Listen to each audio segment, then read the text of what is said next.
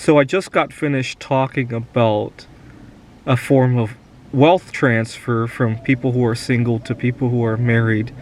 But I ran into another analogy just now as I was parking my car. I used to live in Seattle, and people there are very green conscious. And so you pull into a Walmart parking lot, the busiest place was actually both close to the store and close to the exits, where people who were green-minded parked right away when they got into the parking lot. Usually the middle of the store is where things were open, and I usually parked in the middle because I'm not a very good driver, and I'd rather not take all those risks. Or I used to not be a very good driver, I should say.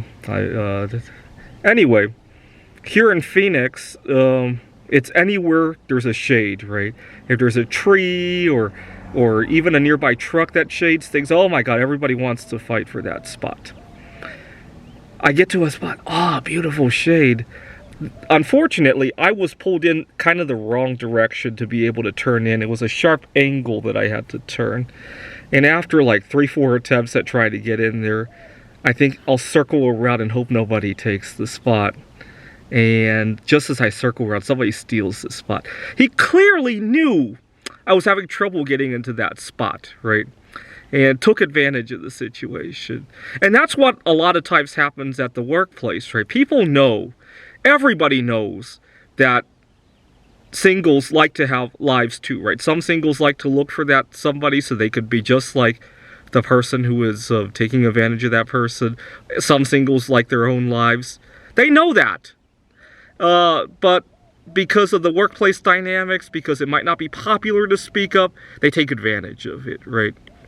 I mean, just like the person who took my parking spot today, right? Clearly knew I was having trouble pulling in there, right?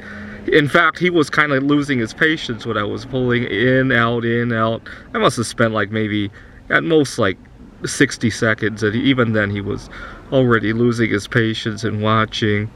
And this is a middle-aged guy too. When I saw him take the parking spot, I was curious, and I thought it was a student driver of some sort.